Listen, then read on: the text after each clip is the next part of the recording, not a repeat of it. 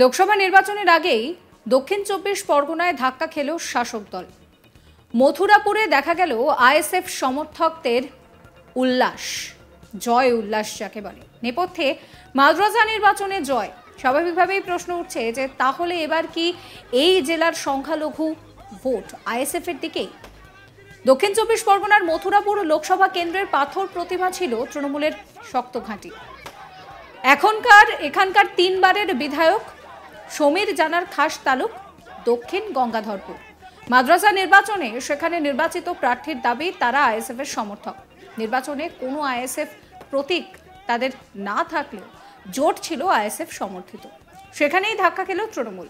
লোকসভা নির্বাচনের প্রাক্কালে দক্ষিণ গঙ্গাধরপুরে মতিলাল মাদ্রাসা ভোটে আইএসএফ সমর্থকদের জয় হলো। আইএসএফ নেতা বাহাউদ্দিন মোল্লা কি বলছেন শোনাবো। দেখুন, সংখ্যালঘু তৃণমূলের হবে এটা কোনো ব্যাপার নয়। ব্যাপারটা হচ্ছে যে মানুষ উন্নয়নের নিরিখেই ভোটটা করে। বর্তমান সময়ে মানুষ সিপিএমকে ছেড়ে দিয়ে তৃণমূলের উপরে ভরসা করে সংখ্যালঘু মানুষেরা একচাটিয়া ভোট করে তৃণমূল কংগ্রেসকে জিতেছিল 2011 থেকে আজও পর্যন্ত ক্ষমতায় রেখে দিয়েছে। কিন্তু বর্তমানে যা পরিস্থিতি তৈরি হয়ে গেছে, মমতা ব্যানার্জি যা দ্বিচারিতা, সেই জায়গায় দাঁড়িয়ে সংখ্যালঘু ভোট আর কিন্তু মমতা ব্যানার্জির পাশে নাই, অর্থাৎ তৃণমূলের পাশে নাই। আর যত ধোঁকা দিক আর যাই করুক আর যত মিথ্যা কথা বলুক আর যত প্রতারণা করুক না কেন, মানুষ বুঝে গেছে মমতা ব্যানার্জির প্রত্যেকটা কথা মিথ্যা কথা, অসত্য কথা। অর্থাৎ মমতা ব্যানার্জিকে বিশ্বাস করা যাবে না। তার কারণ তার একটা ছোট্ট উদাহরণ আপনাদেরকে দিই।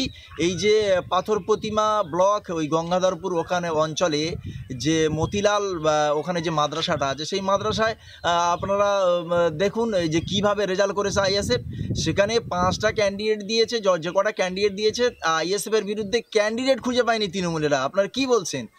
ওটা জানে যে সংখ্যালঘুরা আমাদেরকে আর ভোট দেবে না, সেই জন্য তারা ক্যান্ডিডেটে দেয়নি, বিনা প্রতিদ্বন্দ্বীরা আইএসএফ জিতে গেছে। অর্থাৎ আর সেই মথুরাপুর কেন্দ্রে তৃণমূল কংগ্রেস প্রার্থী দিয়েছে, প্রার্থী গলায় মালা পরে এলাকায় এলাকায় ঘুরছে। অর্থাৎ আর তারপরেও মাদ্রাসা ভোটে সেখানে শূন্য, একটাও পায়নি, বা অর্থাৎ ক্যান্ডিডেটে দেয়নি, টোটালি প্রতিদ্বন্দ্বী করেনি। তার মানে এখানে বুঝতে পারছেন যে মথুরাপুর লোকসভা কেন্দ্রটা কোন জায়গায় দাঁড়িয়েছে। অর্থাৎ এই সংখ্যালঘু, বিশেষ করে সংখ্যালঘু মুসলিম, যেটা মমতা ব্যানার্জি নিজের সম্পত্তি ভেবে বসে আছে, সেটা আর হবে না। আগামী 2024-এ যে লোকসভা ভোট আছে, এখান থেকে সংখ্যালঘু শুধু নয়, প্রত্যেকটা সম্প্রদায়ের মানুষ দেখিয়ে দেবে যে এই তৃণমূল কংগ্রেস এই রাজ্যে থাকলে কতটা ভয়ানক, কতটা ক্ষতিকারক, সেটা দেখিয়ে দেবে। অর্থাৎ এই 2024-এ তৃণমূল কংগ্রেসকে উৎখাত করেই ছাড়বে।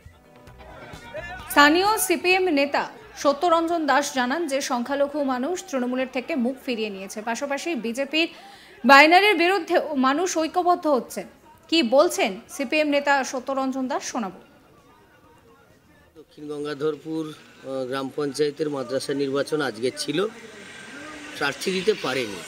গোটা এই শুধু পাথর প্রতিমা নয়, দক্ষিণ চব্বিশ পরগনা সহ গোটা রাজ্যের উপরে যারা সংখ্যালঘু ভোটার এবং সাথে সাথে যারা গরিব সাধারণ মানুষ, তারা যে তৃণমূল থেকে মুখ ফিরিয়ে নিয়েছে, শাসক দলের যা কাজ, যা অত্যাচার, যা দুর্নীতি, যা লুটেরা, সব ক্ষেত্রেই পিছুপা যেমন, তেমন সংখ্যালঘু ভোটও বিভক্ত হচ্ছে যেমন, ঠিক তেমনই একেবারে এখানের নির্বাচনে প্রার্থী দিতে পারেনি। কিছুদিন পূর্বেও কোঅপারেটিভ, টিচার্স কোঅপারেটিভের ক্ষেত্রেও সেখানেও প্রার্থী দিতে পারেনি। ফলে দেখা যাচ্ছে যে লোকসভা নির্বাচন নয়, ক্রমশ সংখ্যালঘু ভোট ব্যাংক শুধু নয়, গোটা রাজ্যের মানুষ তৃণমূল থেকে, শাসক দল থেকে মুখ ফেরাচ্ছে। সাথে সাথে বিজেপির যে বাইনারি চলছে, এই বাইনারির বিরুদ্ধেও মানুষ ঐক্যবদ্ধ হচ্ছে। সেটিংয়ের বাইরে মানুষ ঐক্যবদ্ধ হচ্ছে, লড়াই জারি থাকবে। লোকসভা প্রার্থী ঘোষণার পর যখন তৃণমূলের প্রার্থী ভোট প্রচারে নেমে পড়েছেন, তখন এই রকম একটি ফলাফল রীতিমতন মুখরোচক আলোচনার বিষয় হয়ে দাঁড়িয়েছে মথুরাপুর লোকসভা জুড়ে। কিছুদিন আগে পাথর প্রতিমা থানা প্রাইমারি কোঅপারেটিভ নির্বাচনে জোট প্রার্থীদের কাছে মুখ থুবড়ে পড়ে যায় তৃণমূল কংগ্রেস। কয়েকটি আসনে প্রার্থী দিতে পারেনি শাসক দল। মথুরাপুর লোকসভা কেন্দ্রে মোট সংখ্যালঘু ভোট 34%। তাহলে কি সংখ্যালঘু ভোটাররা তৃণমূলের থেকে মুখ ফেরাচ্ছেন? প্রশ্ন উঠছে রাজনৈতিক মহলে। তবে এই বিষয়ে মানতে রাজি নয় তৃণমূল কংগ্রেস। এই লোকসভায় তাদের জয় নিশ্চিত বলেই মনে করছে তৃণমূল নেতৃত্ব। তৃণমূল সংখ্যালঘু সেলের সভাপতি সিরাজুল হক জানিয়েছেন যে তৃণমূল বাংলায় আসার পর থেকে সংখ্যালঘুরা নিরাপত্তা পেয়েছে। মমতা বন্দ্যোপাধ্যায়ের পাশে সংখ্যালঘু মুসলিমরা থাকবেন। তৃণমূলের তরফ থেকে সিরাজুল হক কি বলছেন শোনাবো। তৃণমূল কংগ্রেস বাংলায় আসার পর থেকে সংখ্যালঘু মুসলমানেরা তারা নিরাপত্তা পেয়েছে। তারা ইমাম ভাতা থেকে মুয়াজ্জিন থেকে তাদের মাদ্রাসা মক্তব যা যেখানে সুরক্ষিত থাকার দরকার সব আছে। প্রার্থী দিতে পারেনি, ওখানে মাদ্রাসা বা স্কুল এইরকম ধরনের যে সমস্ত জায়গায় ভোটগুলো হয় তাতে কোনো টিএমসি বা ওই ভাইজান বা আদার্স কংগ্রেস সিপিএম এরকম ধরনের কোনো কিছু থাকে না। কিন্তু বেশিরভাগ লোক ওরা বলছে এটা ভাইজান, আমরা বলছি না আমাদের তৃণমূল, আমরা ওখানে রাজনীতি করতে যাব না, মানুষ যেটা ভালো বুঝবে সেটাই করবে, এটাই হচ্ছে আমার কথা। তৃণমূলের হাত শক্ত করার জন্য বাংলার সংখ্যালঘু মুসলমানেরা তারা আছে, তারা থাকবে। মমতা ব্যানার্জি যতদিন থাকবে তার পাশে সংখ্যালঘু মুসলমানেরা থাকবে। বাংলায় অনেক অনেক দল এসেছে, কিন্তু তৃণমূল কংগ্রেস একটা নিরপেক্ষ দল, যে দলটা এই আসার পর থেকে সংখ্যালঘু মুসলমানের দিকে একটু চেয়েছে।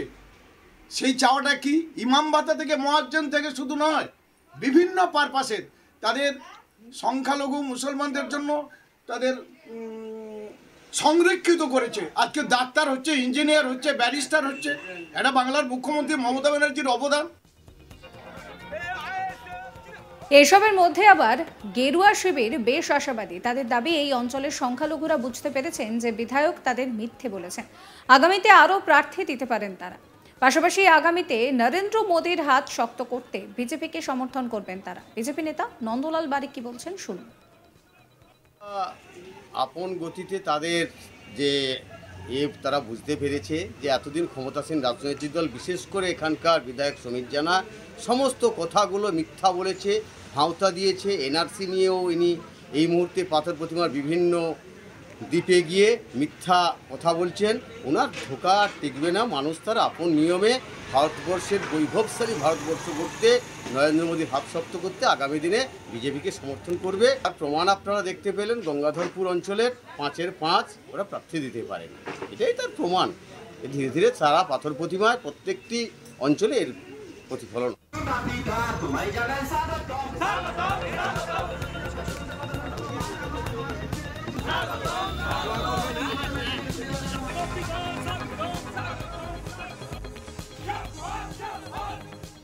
সাবস্ক্রাইব করবেন আজ তাক বাংলার ইউটিউব চ্যানেলকে, ফলো করবেন আজ তাক বাংলার হোয়াটসঅ্যাপ চ্যানেল।